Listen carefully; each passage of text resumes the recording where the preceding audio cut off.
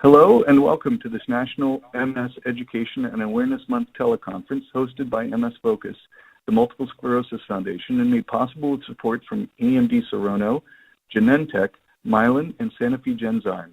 I'm your host, Chris Hudspeth. I'm the program director for the MS Focus Radio, and I'm joined by Herb Karpatkin.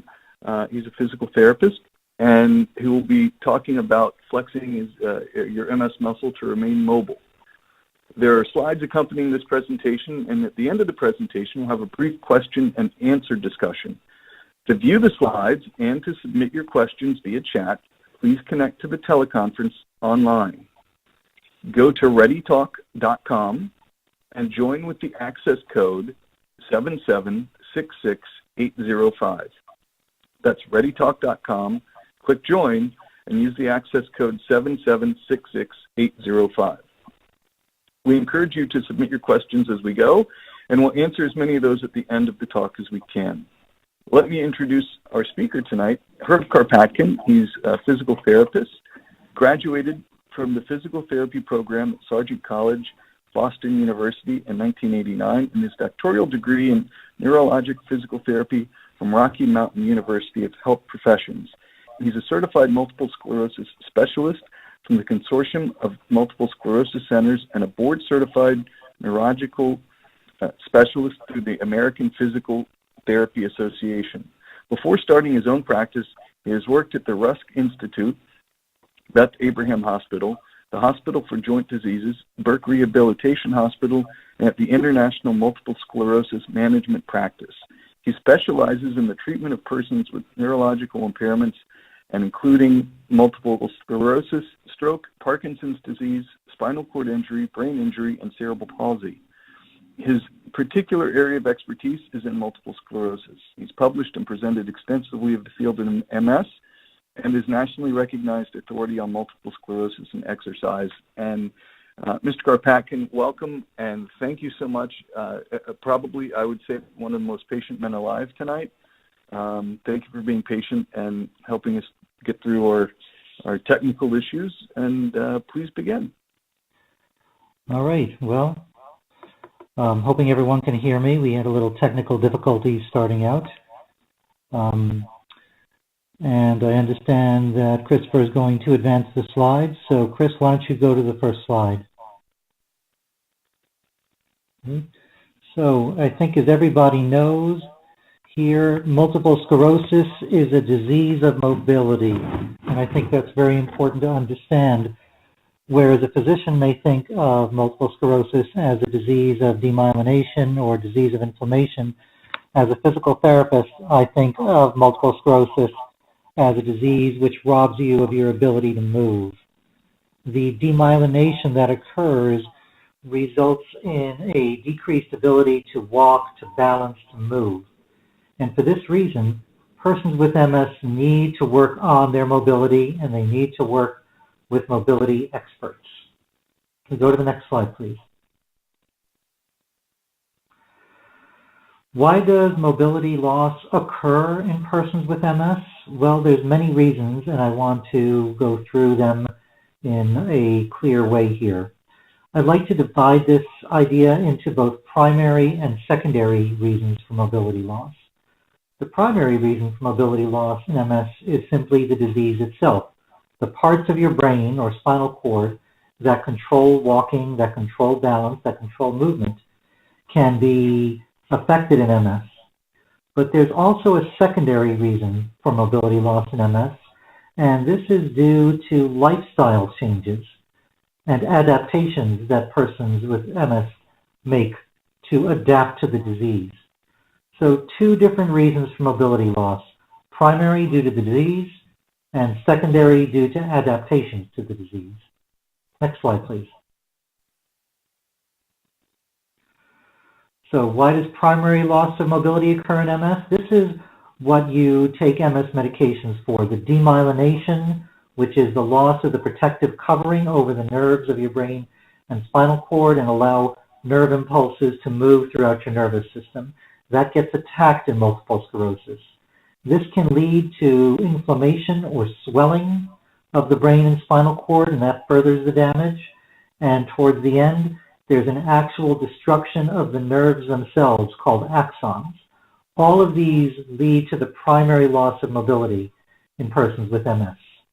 Next slide, please. What I'm more interested in, though, is the secondary loss of mobility. This is the loss of mobility that occurs in persons with MS because they're deconditioned, because they don't move enough, because they adopt, as a result of the MS, a too sedentary lifestyle. They've learned to not move. And a big goal of today's talk is to try and motivate my audience here today into trying to move more. It's one of the best things you can do to reverse the mobility loss in your MS. Next slide, please.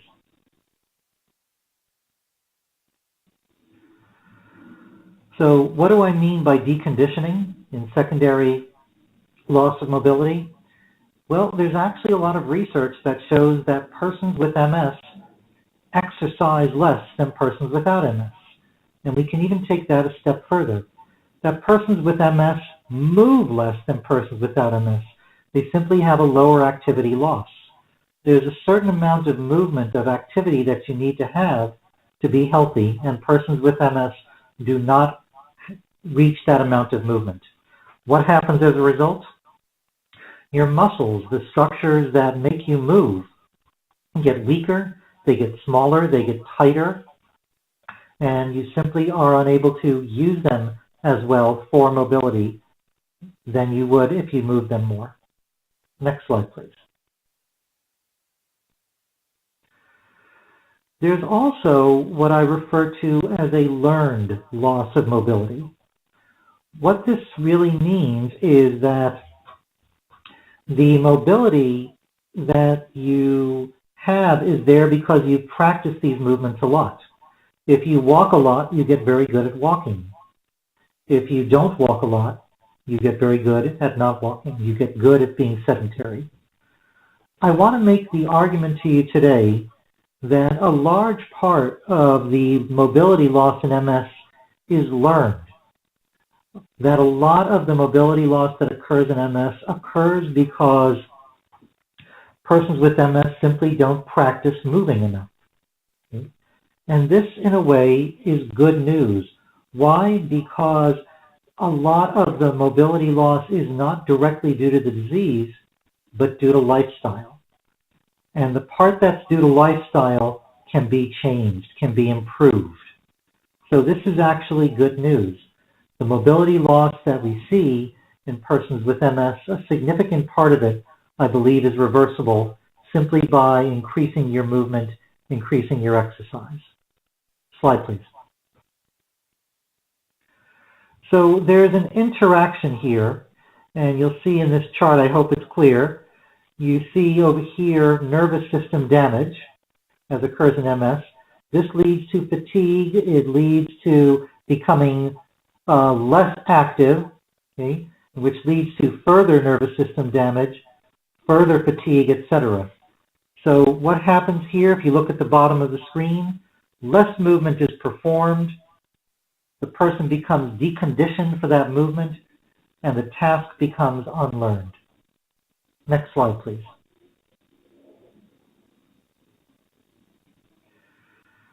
So, what is happening with mobility loss in MS? Let's look at it a little bit more carefully. So we know the disease affects the brain and the spinal cord. Okay? This results in a loss of ability for the muscles to create sufficient force. Okay? Without the information coming from the brain and spinal cord to the muscles will not contract. Add to that the fact that the person is simply using their muscles less because they're deconditioned and sedentary. So the muscles themselves are actually not directly affected by multiple sclerosis, but the structures that activate the muscles, your brain and spinal cord, are. Your muscles are normal in MS. It's the brain and spinal cord that controls the muscles that get affected. Next slide, please. So do muscles get weaker in persons with MS? Absolutely. I see that all the time in my practice, but not because of the disease itself, but because of inactivity. And this is known as muscle atrophy, that muscles decrease in size due to lack of use. So muscle weakness occurs in MS for two reasons. Primary, due to the disease, and secondary, due to disuse. Next slide, please. So, can we do anything about it? Absolutely. Exercise, move. As I said before, persons with MS move less than persons without MS. Persons with MS exercise less than persons without MS. Persons with MS are less mobile, use their bodies less than persons without MS. But the good news is persons with MS get the same benefit from exercise as persons without MS. Now, there used to be a lot of misinformation going around that persons with MS should not exercise, that it might lead to a worsening of function, that it might lead to an exacerbation, and that is completely false. There's no evidence for that. To be honest, persons with MS who exercise will do much better with their disease than persons who don't. Next slide, please. So that brings us to the next question. How should persons with MS exercise? Persons with MS cannot exercise the same way as persons without MS. Why is this? Well, it's due to two main reasons, and these are fatigue, which I'll discuss in greater depth in the next few slides, and thermosensitivity, which means, as most of you in the audience know, if not all of you, that when your body heats up, your MS symptoms get worse. Okay, let's go to the next slide, please. So let's talk about fatigue first, and this is the main topic of interest for me. I do a lot of research in multiple sclerosis, and the issue of fatigue and how it affects exercise is one of the things that I try to do research into the most. Fatigue is the most common symptom in MS. MS is a disease of tremendous variability, but almost everybody with MS has fatigue. MS fatigue has both subjective and objective components. MS fatigue has primary and secondary components, but the main thing about MS fatigue is that it prevents persons with MS from exercising in great enough amounts to make significant improvements. Fatigue prevents exercise in persons with MS. Next slide, please. How much does fatigue occur in MS? In some studies, they say over 90% of all persons with MS. I would like to say that I've never seen an MS patient, and I've seen tens of thousands in my career, who has not experienced some type of fatigue. It's related to demyelination. Remember, that's the covering of the nerves that gets destroyed in MS. And once the covering of the nerves is lost, the ability for nerve impulses to travel slows down. And that's one of the reasons for fatigue. It's also related to thermosensitivity, or as I've written here, heat intolerance. Okay? And here's one of the main reasons that it's so hard for persons with MS to exercise. What happens to your core temperature when you exercise? It increases. So exercise increases core temperature. Increase in core temperature leads to fatigue. So you have this cycle here that you see at the last bullet on the slide. Exercise leads to heat buildup, which leads to fatigue, which leads to a decreased ability to exercise. Next slide, please. So in this slide, let's see, can we start the slide so it starts to move? What you have here is a patient of mine trying to do leg lifts. And you see the first couple are very strong, and then by the third or fourth, he's having trouble reaching my assistant's hand. Each repetition gets a little weaker. Don't lower your hand, Ray. Than the one before. My assistant's trying to help him by lowering his hand, but I don't want him to do that. And you're noticing the first couple were strong. Now my patient is barely making it halfway. And this is what I mean by fatigue. And this is called objective fatigue, that no matter how hard he tries, the physical performance gets worse and worse. And you can see here he's not even making it halfway up now. Okay, let's go to the next slide. Okay, so I say here fatigue can be subjective and objective, two different parts of fatigue. Subjective simply means you feel fatigued. You feel exhausted. You feel like you can't do anything else. It could be anything from sleepiness to feeling overwhelmed to feeling like you can't take another step. So that's the subjective part of fatigue. The objective part of fatigue is what we just saw on the slide, that physically somebody starts out strong, but objectively you see each repetition getting a little bit weaker. These are separate constructs. These are not the same thing. They share some similarities. Somebody with MS can have subjective fatigue, objective fatigue, both, one or the other. Different tasks may bring on different types of fatigue. Okay? But the main thing is both of these can lead to loss of mobility in MS. Subjective fatigue leads to loss of mobility because you feel too tired to move. Objective fatigue leads to loss of mobility because no matter how hard you try, you can't make your body move any farther. Next slide, please. Fatigue also has primary and secondary components. Primary fatigue is simply due to demyelination, the fact that it takes longer for a nerve impulse to get through a nerve and reach your muscle. But secondary fatigue can also occur, and this is the fatigue that occurs simply because somebody is out of shape. This is a fatigue that occurs because someone is really undertrained to walk, to balance. Okay?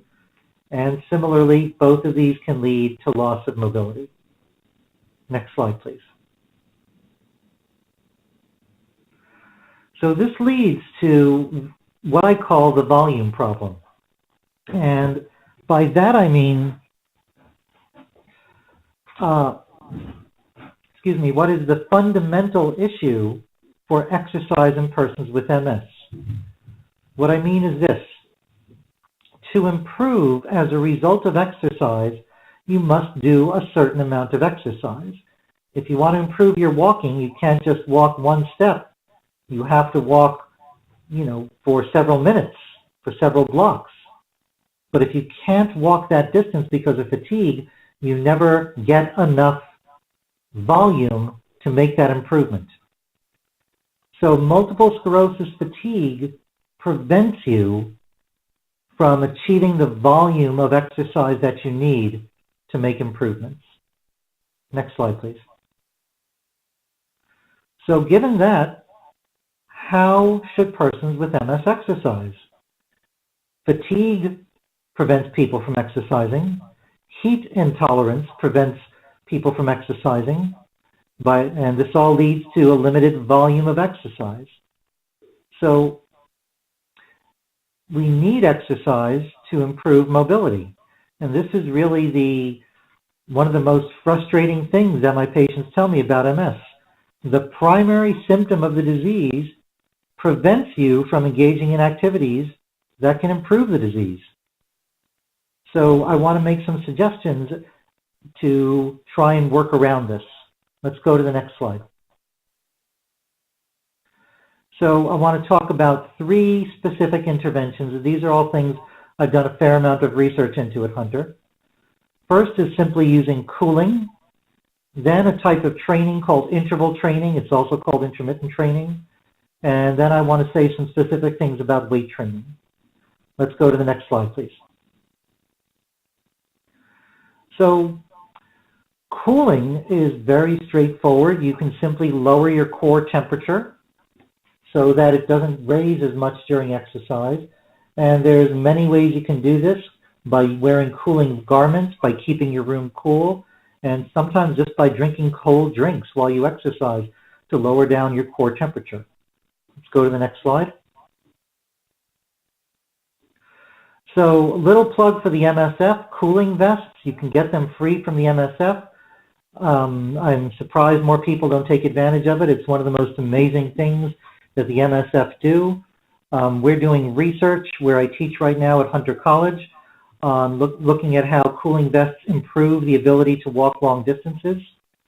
When do you wear a cooling vest? You can wear it before exercise to cool you off, during exercise to keep you cool, and after exercise to help you recover. The main thing is, though, it allows for a greater volume of exercise and faster recovery. Let's go to the next slide. So this is an old picture from my practice. I used to have an outpatient practice. Unfortunately, I don't anymore because I teach full-time. But this was a gentleman with MS who came in. He came in about 15, 20 minutes early. And before he even started exercising, I put a cooling vest on him. You could see that blue cooling vest that he wore. We probably got this from the MS Foundation as well. And so before he started his exercise program, we got him good and cold. Next slide.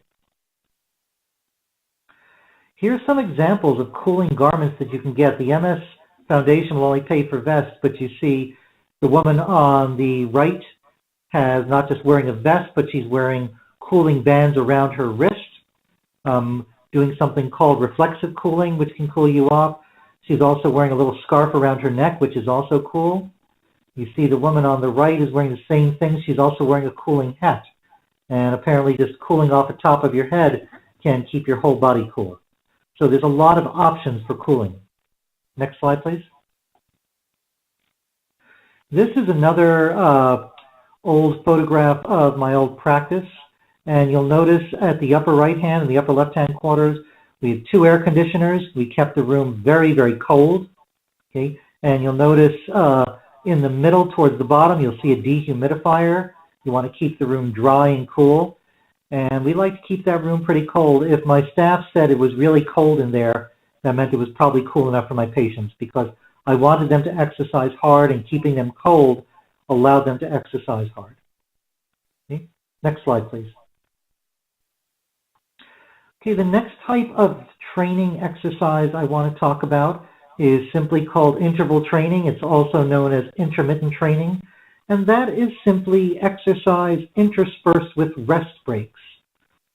So you, rather than exercising until you're really tired, you do a few minutes or a few repetitions, then you stop and recover. And then once you've recovered, you go again. Okay? So this allows for recovery. It keeps the heat from building up.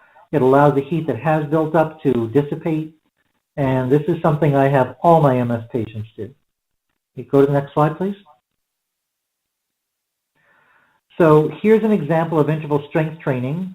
Most of you have heard the idea of when you go to the gym, do 3 sets of 10 or 10 repetitions in a row. What I tell my MS patients to do is do 2 to 4 repetitions and then wait for 60 to 90 seconds. Then another 2 to 4 and then wait 60 to 90 seconds. You have them lift the weight, but then they recover between sets. And like the cooling, this allows for them to do a greater volume of exercise. And I have some slides that will illustrate that in a moment. So go to the next slide, please. Okay, so this gentleman here is doing leg raises, and what you see him doing is he's going to do 2 leg lifts, 1, 2, and then I just let him rest for a couple seconds. Now, what you don't see in this slide is if I asked him to do 5 or 6 in a row, he'd be out of gas by the time he did 4. Okay? So I don't even have him do that. I have him do 2, okay, and then 10 seconds recovery, and then 2 more. And this is a long video. We'll make you watch the whole thing because it actually goes on for about 3 or 4 minutes, and he ends up doing about 25 or 30 repetitions. He was very, very surprised because he thought he couldn't do more than 4 or 5. But if he took breaks, he could do about 25 to 30. So it won't make you watch the whole video, but it's because all you really see is a guy doing leg lift after leg lift with 10 seconds rest between each one. Okay, go to the next slide, please. This was a study we did at Hunter, where we had patients do either leg lifts without a rest or leg lifts with a rest.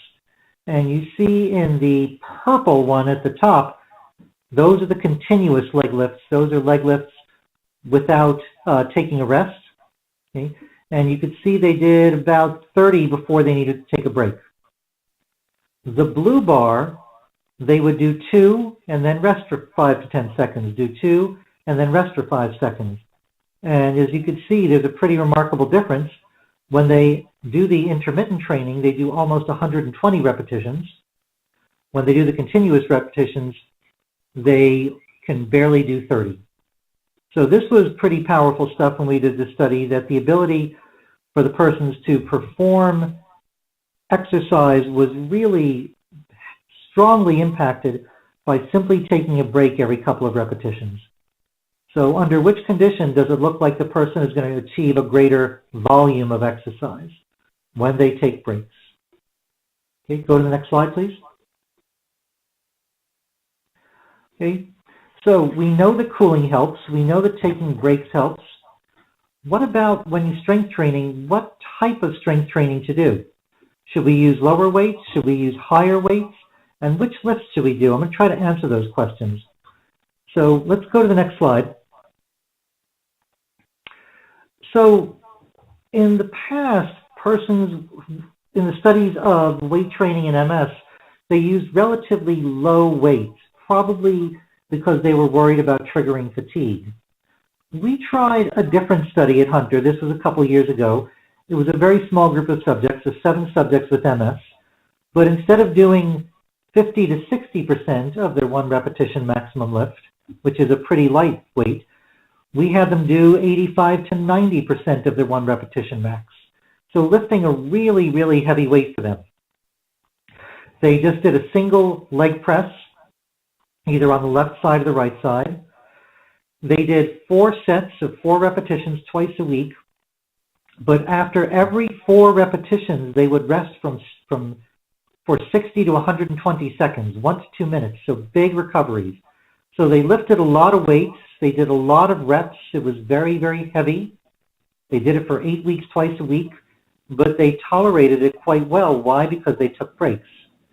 Okay? And what were the outcome measures for this? What were we measuring as would change as a result of this?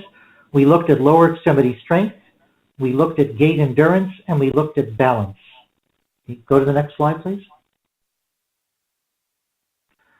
So the Berg balance scale that you see on the left side of your screen, that's a very typical balance scale that we use with persons with MS to measure how much of a falls risk they are. And in this test, a score of 56 is the best possible score and means a very, very low risk of falls, and a score of 0 means a very, very high risk of falls. So these patients before the weight training, their average Berg balance scale score was 44 out of 56, and after the 8 weeks of training, it improved 5 points to 49 out of 56. And this was very interesting to us because they didn't do any balance training, they just got their legs stronger. Okay? The 6-minute walk test is a test of endurance that we do. It's just what it sounds like. We have the person walk as far as they can in 6 minutes. So in the pre-test, before the weight training, the subjects walked an average of 1,040 feet. In the post-test, after the 8 weeks of strength training, they walked an average of 1,190 feet, or a approximately 150-foot improvement. They didn't practice any walking, they just got their legs stronger. So this was a pretty exciting finding. Go to the next slide, please. This is just a graph of the same thing. This is the balance test. The red was the pre-test. The blue was the post-test, a 5.3 point improvement as a result of the strength training. Go to the next slide. Here's the same thing for the walking. Pre-test, 1,040 feet. Post-test, 1,191 feet, just as a result of strength training. Next slide, please. So the subjects improved in leg strength. I didn't have the slides for leg strength, but as you can imagine, they all got much stronger from the weight training. Their gait endurance improved, and their balance improved. Now, a lot of people were worried, if I lift these heavy weights, won't I get injured? Won't it make my MS worse? No. No injuries, no adverse events, no one got an exacerbation. As a matter of fact, The subjects loved it. They were so surprised that they could lift these really heavy weights. And I think that was one of the more exciting findings for our study, that all the subjects said, people always told me to take it easy, that I couldn't work hard. Well, now I work really hard, and not only did I like it, not only did I make great accomplishments, but it really was great. I really enjoyed it. So that led to the question, why does lifting these heavy weights improve people's balance and improve people's gait? And the theory is that when you lift heavier weights, it actually activates more of your nervous system. So if MS decreases the ability of your nervous system to work, it could be that lifting heavy weights activates or reactivates the nervous system, makes it work harder to make up for that loss from MS. That's just a theory, but it does seem to explain why the weight training made these huge improvements. Next slide, please. Okay, so the next question is, what weights should I lift? Okay. Now, a very important part about physical therapy for multiple sclerosis is a physical therapist looks at exercise the same way that a physician may look at medicine. A physical therapist will try to treat the mobility loss that a person with MS experiences with exercise. We try to give the right exercise at the right dosage and the right intensity. Not all exercises are the same. So if your legs are weak, you should lift weights for your legs, not your arms. Don't expect weight training to improve all the areas of impairment. This is kind of a classic problem. If you have lower body muscle tightness, say like a tightness in your calf due to a foot drop, if you lift weights for your upper body, that's not going to improve it. How do you know which weights to lift? Well, you should go to a personal trainer or a PT who has experience with MS and have them put together a program for you. It's pretty hard to figure out what to do on your own. Go to the next slide, please. Now, one of the last points I want to make, because I want to leave some time for questions, I know we only have till 9 o'clock, is there's really two different types of exercise. Exercise for fitness and exercise for function. I'll define exercise for fitness as exercise that leads to improvements in health, like cardiovascular function, weight loss, etc. And this is different from exercise for function, which is exercise that's intended to address specific functional losses. Okay, I'll explain that in the next slide. Go to the next slide, please. So here's a fitness example. If you ride a bike, it would probably improve your leg strength, the stationary bike. It will burn calories. It will improve your cardiac function, your breathing function, but it may not improve your walking. Why? Because if you want to get better at walking, you have to practice walking, not biking. Say the problem with walking is due to a foot drop. I think everyone here knows what a foot drop is. The biking program is not going to address it. You'll become fitter, you'll lose weight, your heart will become healthier, but biking is not going to do a thing for your foot drop. Fitness activities will improve your overall health, and there's even evidence that fitness activities can probably limit your disease progression, but it will not address mobility issues that it's not related to. Next slide, please. Okay, so what about exercise for function? What do I mean by that? Well, the classic example, say you have a foot drop, and I'm assuming everyone here knows what a foot drop is, but what it means is when due to weakness and tightness in the muscles of your ankle, you can't lift your toes up, so you drag your foot when you walk, you catch your toe on the ground, you trip and fall over it. Okay? So all the upper body lifting in the world, all the biking in the world is not going to address that. What you need to do is a specific exercise. You need to stretch your calf muscles. You need to strengthen the dorsiflexor muscles. The dorsiflexors are the muscles that raise the front of your foot.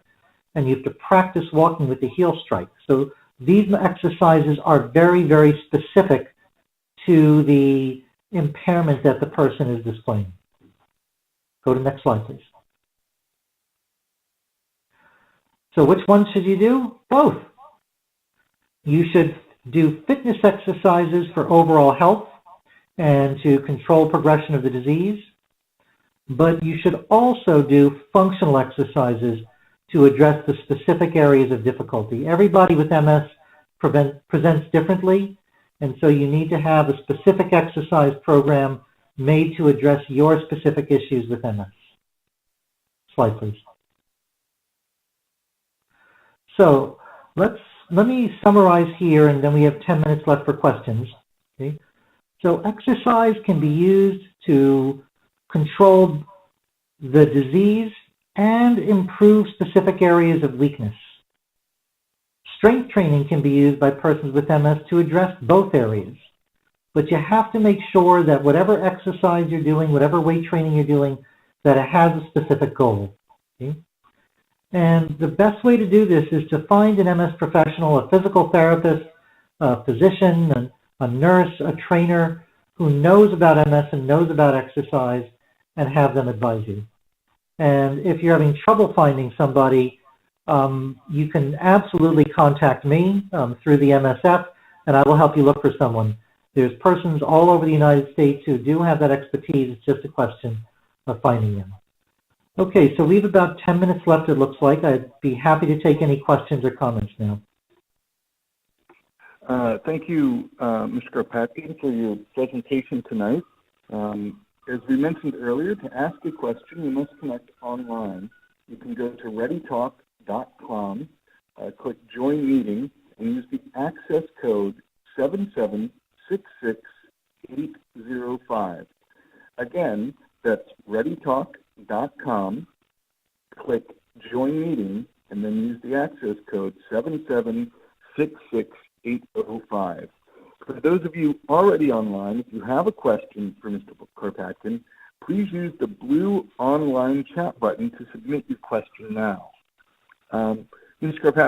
Karpatkin, currently we don't have any questions, but I did also want to mention, you had mentioned the MS Focus cooling program, where MS Focus provides a cooling jacket or cooling supplies for people who would like to receive them. And people can go, to find out more about that, can go to our website, which is www.msfocus.org. And on the front page, you'll find where you can learn more about the cooling program. Or you can contact us. You can call us Monday through Friday, 9 to 5, at 1-888-673-6287. Again, 888-673-6287. And I believe the cooling program runs through the month of May, because we want to make sure everyone is taken care of as best we can with that. And again, so far I don't see any questions, but I do want to Are you sure people are able to access this? Yes, there's only one person on the actual website in order to do it, so I don't know if we're going to have many questions this evening. Again, if you would like to ask a question, you will need to go online on your computer. Just open your browser and go to www.readytalk.com. Click Join Meeting and use the access code 7766805. And let me see. All right. Let's see. We do have a question, and it is from Doris, and she is, what is your impression of the msgym.com? Are you familiar with that? Oh, I think so. One of my patients showed it to me. It's a online MS exercise thing. Well, the bottom line is it's better to exercise than to not exercise. And if this makes you exercise when you weren't exercising before, I think that's a fine thing. My problem with online programs is they can't be personalized to you. Each person with MS is going to present in their own unique way. And what I try to do when I see a patient is try to tailor the program specifically to their needs. I saw 3 MS patients today, and each one had a very specific presentation, and each one got a very different exercise program. So the problem with these online programs is without really having a professional to guide you towards doing the right exercise at the right time, in the right intensity, an exercise that is appropriate for your MS, I'm not sure you're going to be getting the best benefit. That being said, I would rather you be exercising and moving than being sedentary. So if this gets you moving, that's great, but I think you'd probably do better if you had a professional come see you, or you go see them one-to-one, someone who can look at you as an individual and prepare a program specifically for you. On that topic, for people who are unsure where to begin, many people are motivated to want to exercise. They I'll do it later today, or I'll do it tomorrow morning. I'll start on Monday. What are some ways to get beyond that, with maybe help assistance with a caregiver or something of that nature that gets people to go see someone like you in that case? Well, as they say, a journey of 1,000 miles begins with a single step. And if you want to go find a professional, you can either go to the American Physical Therapy Association website. And they have a service there called Find a PT, and you can look at the Find a PT thing from the American Physical Therapy Association, and certain ones will say they specialize in treating multiple sclerosis or treating neurologic conditions. Also, I just taught a course for physical therapists at Hunter College. It was a professional course, so these were persons who'd already graduated from PT school, and they went to a one-day training given by me and one of my colleagues in how to work with persons with MS. And I believe that in the next MS Focus magazine, all their names and contact information will be listed. So that would be another way of finding them. Perfect. But again, if you're having trouble finding them, you may absolutely reach out to me through the MSF, and I will do whatever I can to help you find a good person. Yeah, that seems to be, and just starting the new year, people have their, at the end of December, the plan for the new year, and it might have gotten tripped up, so to speak, but now there's no bad time to begin. I noticed just in personal experience, when I started working on my fitness, is that I would park a little farther away from the grocery store entrance, or a little farther away from the store entrance, and maybe give up the first parking spot, just to get a little bit extra walking in, if that's an option for people. Yeah, my patients have said similar things like that. If you walk an extra foot every day, at the end of a month, you've walked 30 extra feet. So anything that increases what you're doing is going to be beneficial. That's great. Well, we thank you so much for your time. We don't have any other questions at the moment, but we are, unfortunately, we did get started late tonight. I do apologize for that, but it was a great conversation, and I really appreciate it. People who are interested in seeing this again or hearing this again, this will be available online before the end of March. So you can have it on, I believe it will be on YouTube, on MS Focus Radio. You can share it with friends and family as well.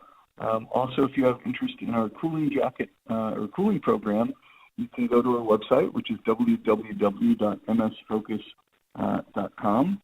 And we will have more teleconferences this month. Again, you can access it at www.msfocus.com, plus Facebook, Twitter, and Instagram for times and access information. And we hope you'll join us again for our next teleconference. And our sincere thanks to our sponsors for their support of the National MS Education and Awareness Month, and to all our callers for the participation, and especially to Mr. Herb Karpatkin. Thank you so much for your time you spent to prepare and share this information with us. It was my pleasure. Thank you. Have a good night.